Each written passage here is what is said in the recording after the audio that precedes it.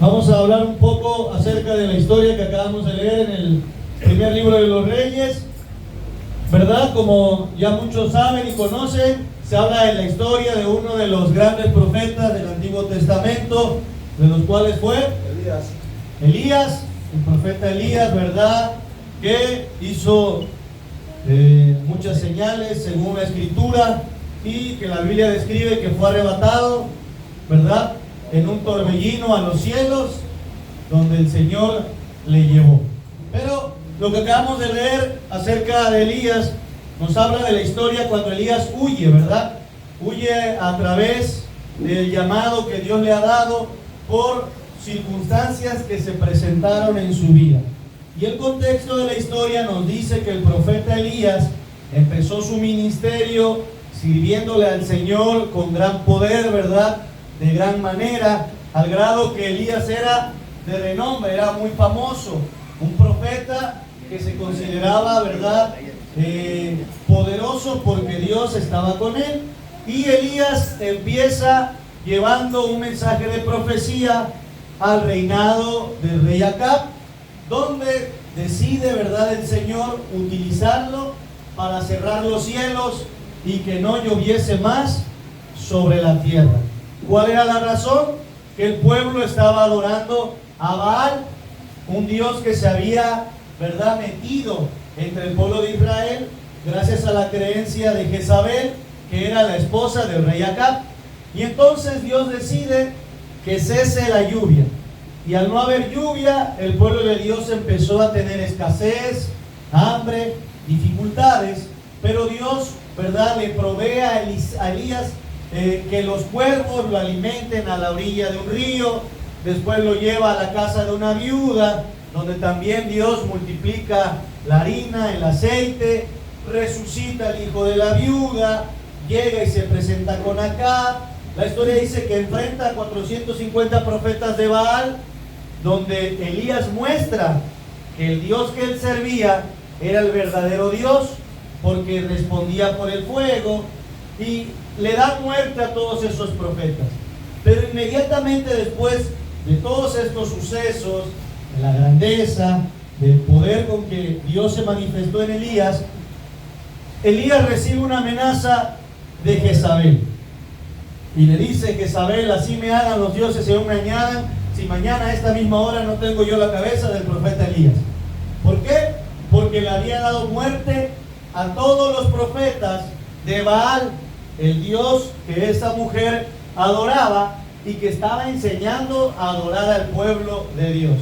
Y entonces la Biblia, de una manera muy rápida, ¿verdad?, hace un giro de 180 grados de la historia de Elías.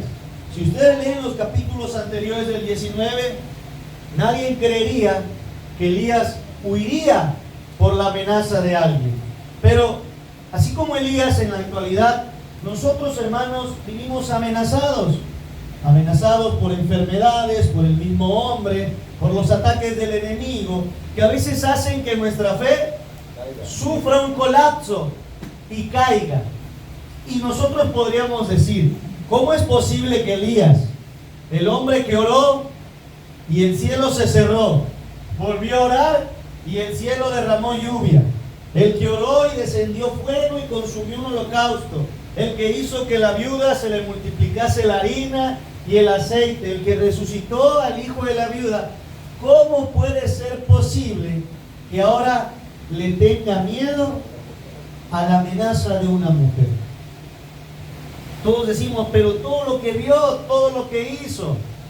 En la actualidad, muchos de nosotros hoy vivimos exactamente el proceso que Elías vivió, porque todos los que estamos aquí, muchas veces sin notarlo, hemos pasado por grandes milagros que Dios ha hecho en nuestra vida. Dios ha actuado de una manera poderosa en la vida de algún hermano. Hemos visto cómo Dios ha provisto, aún en la pandemia, aún en la escasez, o aún cuando no tenemos trabajo, Dios provee el pan. Siempre hay alguien que nos tiende la mano, y nunca se ha alejado Dios, ¿verdad?, de nosotros. Siempre, de cierta manera, de una o de otra forma, Dios ha manifestado su amor y su misericordia con nosotros como sus hijos. Pero cuando hay una amenaza en nuestra vida, inmediatamente el chip de nuestra fe pareciera que sufre un daño. Y pensamos que esa amenaza es tan seria, tan grande, que lo que hace en mi vida es huir.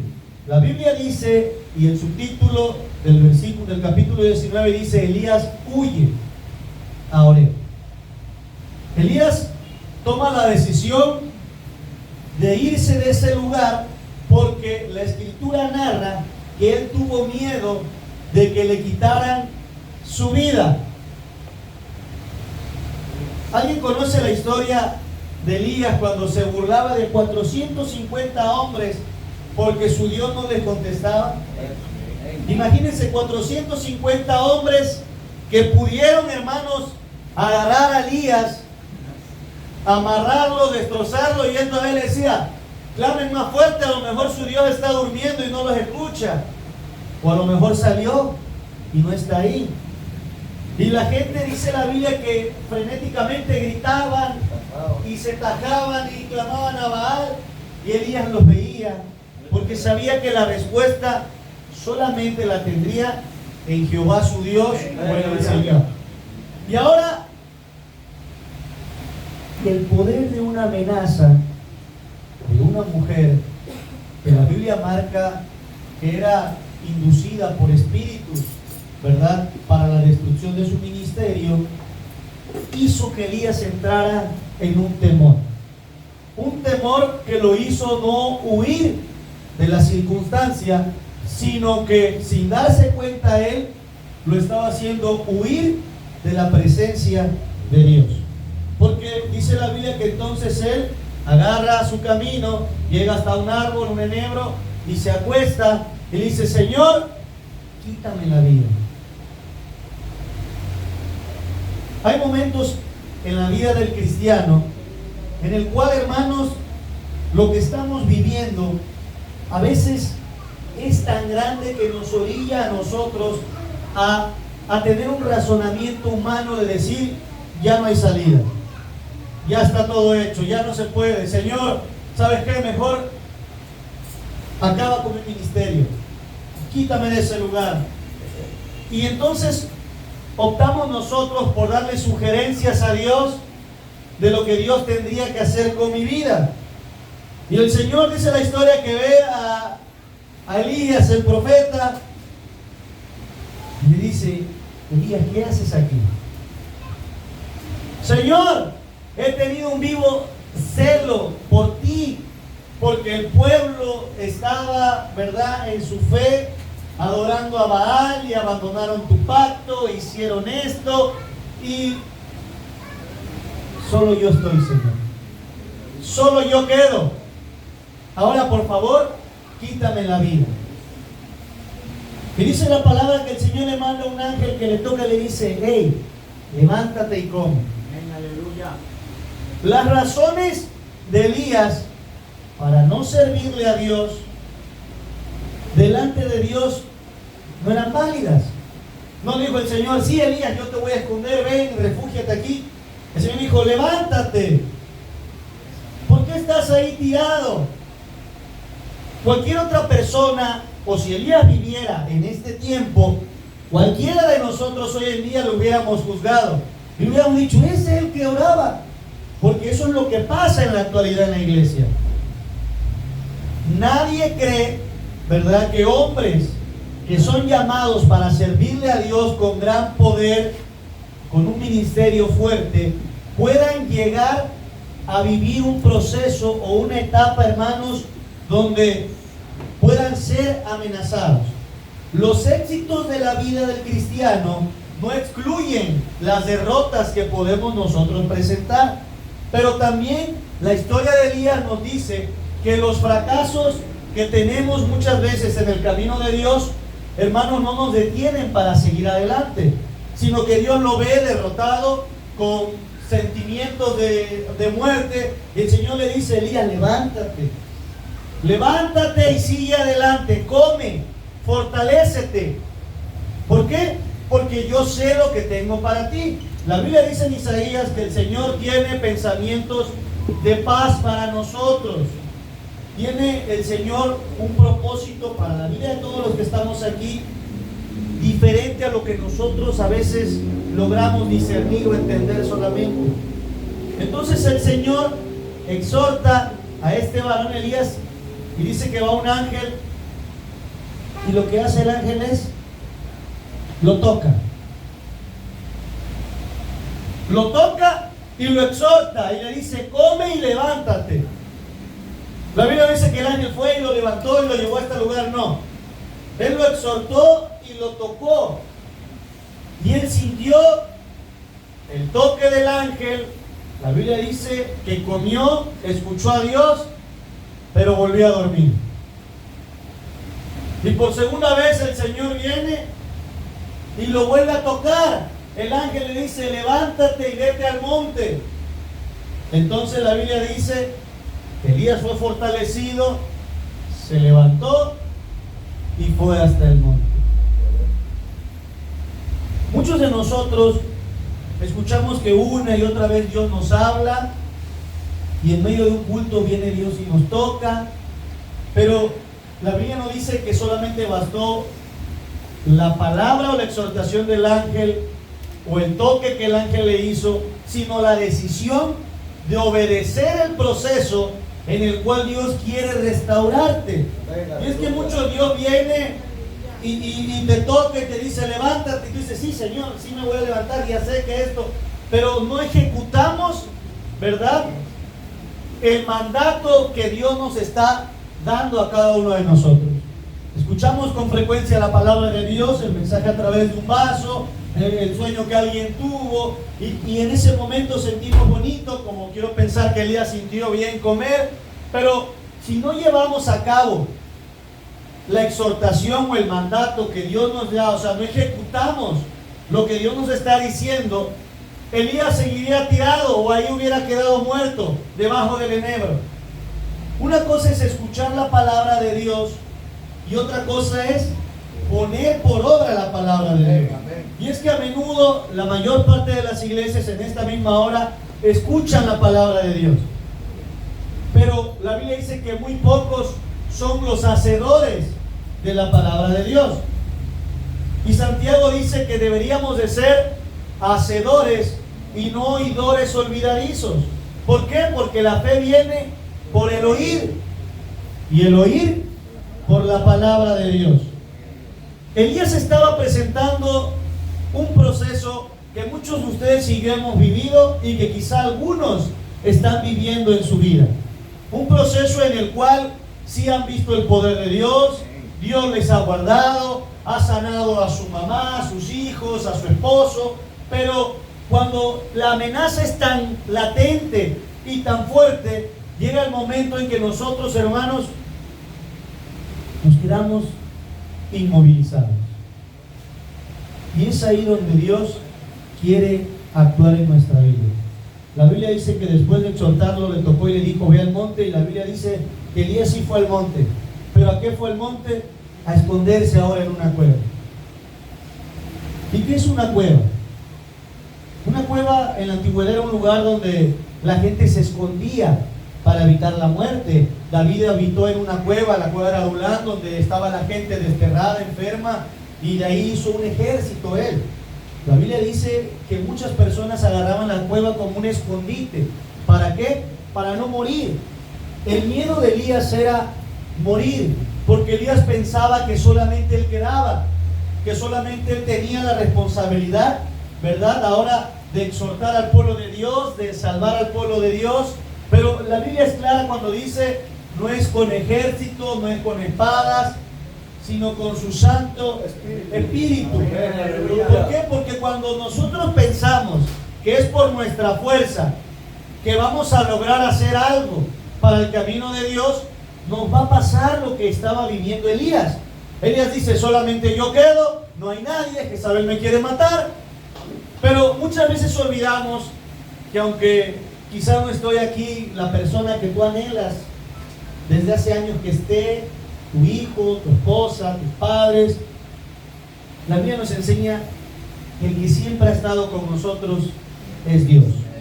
Dice la Biblia que aunque nosotros fuéramos infieles, Dios permanece fiel porque Él no puede negarse a sí mismo. Entonces, Él llega a una cueva.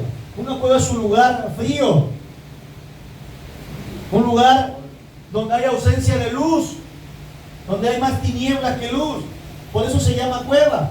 Pero esa cueva fue el refugio en donde Elías, ¿verdad?, dispuso a entrar y esconderse del peligro que le acechaba. Y hoy, aunque ya no hay cuevas, ¿verdad?, por aquí cerca, hay cuevas en nuestra mente en la cual nosotros decidimos escondernos de lo que Dios nos ha llamado a hacer. Y esa cueva es latente porque es ahí donde, en esa cueva donde nos enfriamos. Usted tiene un pensamiento, ¿verdad?, algo que está razonando, una amenaza latente, algo que quiere hacer usted por sus fuerzas, ya sea en la iglesia o con su familia, y eso lo único que hace es que le quita la visibilidad para ver el plan que Dios tiene con usted. Y entonces se enfoca tanto en esa amenaza o preocupación que lo hace es esconderse en una cueva donde hay ausencia de luz, donde la Biblia dice que donde hay luz no puede haber tinieblas. Entonces usted está ausente de la presencia de Dios, está frío, indiferente, temeroso, y la Biblia dice que no debemos de temer lo que el hombre puede hacernos. Dice, no temas a aquel que puede matar el cuerpo, mejor teme a aquel que puede mandar tu alma a un lugar de castigo. A menudo nosotros tenemos cuevas, y hoy muchos de los que están aquí, inclusive escuchándome, tienen una cueva en la cual se han refugiado, de la cual no pueden salir, porque esa cueva es tan grande que ustedes dicen, es que si yo hago esto y entonces no logramos nosotros entender que la amenaza que estamos pasando como familia, como iglesia, como persona, de salud financiera, como la quiera usted llamar, o lo que usted esté pasando, lo único que está haciendo es quitándonos de nuestra mente y nuestro corazón que servimos a un Dios poderoso. En ese momento Dios le pudo haber dicho a Elías, ¿no me oraste y descendió fuego del cielo? La Biblia nunca dice que Elías dijera, Señor, frena a Jezabel porque tú puedes hacerlo. Imagínense, oró para que resucitara un niño, le oró para que el aceite de la viuda no cesara, oró para que los cielos se cerraran, oró para que los cielos se abrieran, oró para que los profetas fueran apresados y cayera fuego del cielo y consumiera todo el holocausto. Pero cuando vino Jezabel y lo amenazó, decidió huir. Porque el miedo, hermanos, se apoderó de él en ese momento. La Biblia dice en Santiago 5 que Elías era un hombre semejante a nosotros, sujeto a pasiones como las nuestras. Santiago 5:17, vamos a leerlo. ¿Quién lo puede buscar? Santiago 5:17. A ver, ¿quién lo puede leer? Hermano Pedro, tenga el micrófono. La palabra de Dios dice, Elías era hombre sujeto a pasiones semejantes a las nuestras y oró fervientemente para que no lloviese. Y no llovió sobre la tierra por 3 años y 6 meses. Amén. Elías no era un superhombre para hacer todos los milagros y prodigios que hizo. Era un hombre como el hermano Pablo que ven aquí sentado, como Juan, como el hermano de allí atrás, como el que está hasta el fondo. Era un hombre semejante a nosotros, pero su fe fue movida cuando presentó, hermanos, ¿verdad?, una amenaza. Y es que una amenaza lo que logra hacer en nosotros es causar muchas veces desesperación, miedo y otras veces tomar decisiones malas. Después de una de las historias más grandes, ¿verdad?, donde Elías se manifestó, donde Dios actuó de una forma determinante respondiendo a Elías, la historia pareciera como si fuera otro Elías. Y es que muchas veces nosotros hemos sido testigos de hermanos que están fervientes, llegan y de repente pareciera que son otros hermanos, y tú dices, es que ese no es Pablo el que yo conozco, es que no es, porque él era así, yo ahorita lo veo así. Cualquiera que hubiera visto a Elías no dice, este no es Elías. No es Elías el que huye, si Elías enfrentaba y... Este no es Elías. Es como la historia de Pedro. Cualquiera que vio a Pedro antes de que Jesús fuera crucificado y luego se lo encuentra hablando con denuedo y poder, de hecho, ese no es Pedro. Si Pedro huyó, tuvo miedo. Lo que quiere decir es que nosotros, en nuestra manera humana, estamos limitados muchas veces a presentar dificultades que lo que logran hacer es tambalearnos. Pero la Biblia dice, el que esté firme, mire que no caiga, tiene que afirmarse más. Edificado sobre el fundamento de apóstoles y profetas, siendo Jesucristo mismo la principal piedra, la roca. Por eso la Biblia dice que había dos hombres que edificaron su casa, uno en una roca y el otro sobre la arena. Y a los dos le vinieron las tormentas, las lluvias y las tempestades. Pero el que estaba edificado sobre la roca pudo permanecer, y el que se edificó sobre la arena, su casa se fue a la ruina. Cuando nosotros vemos a alguien que muchas veces es alguien que recibe, ¿verdad? O atrae muchas veces el desánimo, vemos al hermanito que viene, que va. La Biblia los cataloga como los débiles en la fe, aquellos que a veces les cuesta creer. Pero ¿por qué les cuesta creer? Porque nuestra mirada está en creerle al hombre y no creerle a Dios. Elías en esa etapa de su vida creyó más que Jezabel podía matarlo a que el Señor podría guardarlo. Y a menudo, ¿verdad?, las bajas en el camino del cristiano son esas.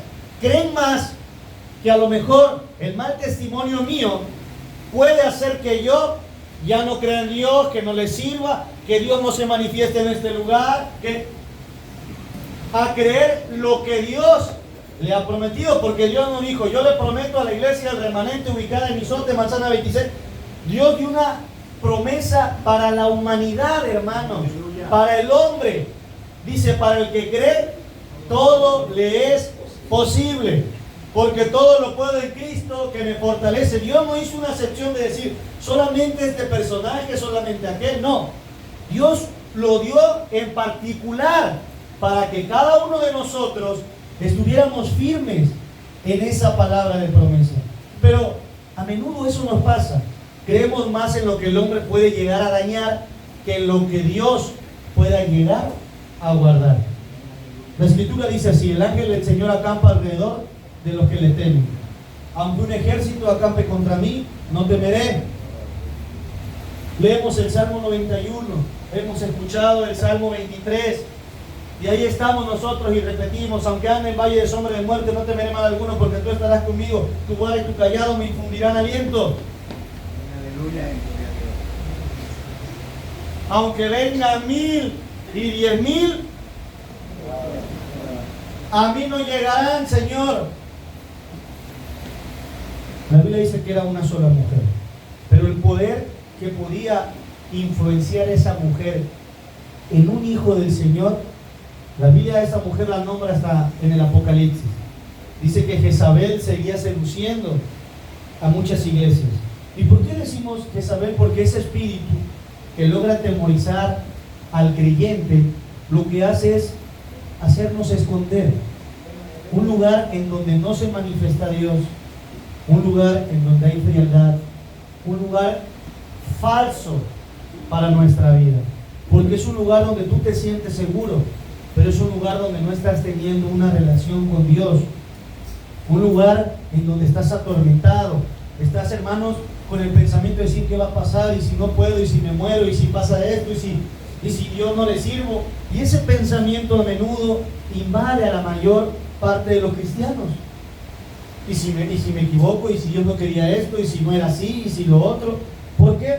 Porque a menudo no logramos nosotros, les decía yo, mirar al hombre, sino mirar a Dios, sino mirar al hombre, al mal que el hombre puede, hermanos, causar en nosotros. Una amenaza o las acciones de un hombre pueden atemorizar a nuestro llamado. Pero el punto, vamos a llamarlo así, mejor de esta historia es la manera en que Dios te puede sacar a ti de ese lugar en donde estás. Porque a menudo venimos a la iglesia, nos gozamos, algunos danzan, otros externan gratitud, ¿verdad?, a través del micrófono, pero la Biblia dice que aunque a veces venimos aquí con libertad, no estamos siendo libres en nuestro pensamiento y en nuestro corazón. Cuando Elías llega al monte donde Dios le manda a que él vaya, Elías, en lugar de caminar, les decía yo que él decide refugiarse en la cueva. Y estando en la cueva, dice que ahí pasó la noche y durmió, y se le manifestó una palabra del Señor que le dice: ¿qué haces aquí? Por segunda vez Dios le habla a Elías y diciéndole: ¿qué haces aquí? Debajo del enebro el Señor dice: ¿qué haces aquí, Elías? En la cueva dice: ¿qué haces aquí? Y si hoy Dios nos preguntara, nos diría: ¿qué haces aquí? ¿Qué haces en la tristeza? ¿Qué haces aquí en la frialdad? ¿Qué haces aquí en el temor? ¿Qué haces aquí en la incredulidad? Porque cada uno tiene una cueva. Si hoy pusiéramos aquí incredulidad, a lo mejor 5 o 6 de los que estamos aquí estamos refugiados en esa cueva. Pero estamos yendo por donde Dios nos dijo, pero en mi cueva de incredulidad. Y otro en el temor, y otro en el desagrado, y otro... Y si Dios nos pudiera hablar de la manera textual que se lo hizo ahí Elías, nos diría: ¿qué haces aquí? ¿Y qué fue lo que le contestó Elías, hermanos? Elías le dice: Señor, tuve un vivo celo por las cosas de Jehová. Le vuelve a decir lo mismo. Y vi como tu pueblo, Señor, rompió tu pacto, y como hicieron esto y lo otro, y ahora nadie queda sino solamente yo. Y el Señor le dice: sal de aquí, porque largo camino te espera. Dios no le dijo: sí es cierto, Elías, tú que estuviste tantos años sirviéndome y ahora te quieren matar, pobrecito de ti. El Señor le dice: eso no es algo válido para que tú estés ahí, refugiado. Sí, tuviste un vivo celo por mis cosas, yo lo sé, y me quieren matar y tengo miedo, yo lo sé. Pero el Señor le dijo, ni siquiera debatió con él, le dijo: sal de aquí. Aleluya. Y usted y yo estamos en una cuevita, ahí agazapados en el frío, ¿verdad?, en la frialdad de mi corazón. Le digo: Señor, yo estoy aquí porque la hermana Lili, ¿ves cómo es de grosera conmigo? Y tú dices: el Señor te dice: sí es cierto, hijo, yo conozco el corazón de Liliana, ahí quédate. El Señor te va a decir: ¿qué haces aquí?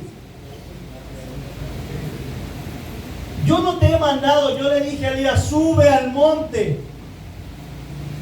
Sube al monte, no te dije: ven y ocúltate de mi presencia. Pero lo mejor es que la Biblia dice que él estaba ahí. Cuando escuchó ese mensaje, de repente vino un viento fuerte, hermano, acompañado de un fuego,